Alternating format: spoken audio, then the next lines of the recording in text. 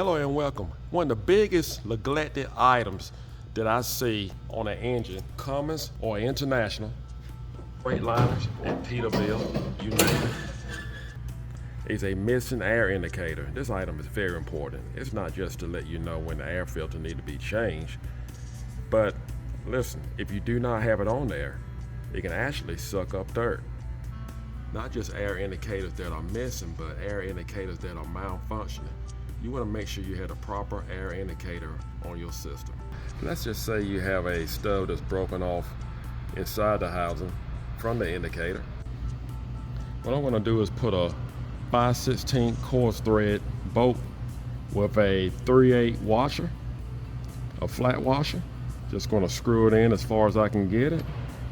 And eventually this section is going to turn, so I'm just going to screw it in until it starts turning. Then we got our bolt in, and you may have to hold this section here with a pair of pliers.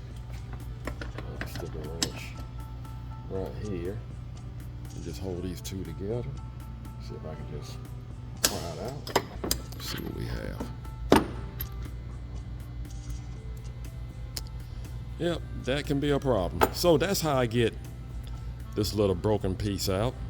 The little stub that's actually left.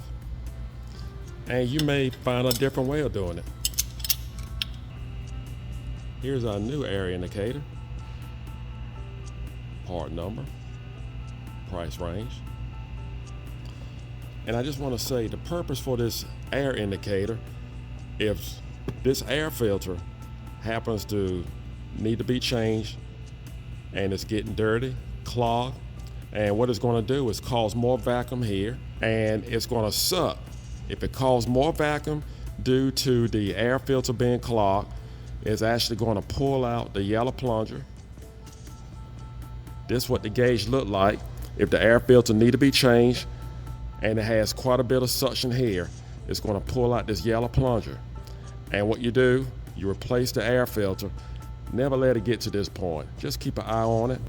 And this button right here, just mash on that button and it release. This works off vacuum. If this breaks off, this stud here, there's a chance your air system could be sucking dirt. So just imagine if you operate on gravel all day or dusty area. If it's malfunction, you have some issues going on with it, just replace it. It's a lot easier to replace this than to replace an engine. We're just going to push it in. And that's all it takes. So again, make sure you keep an eye on these air indicators.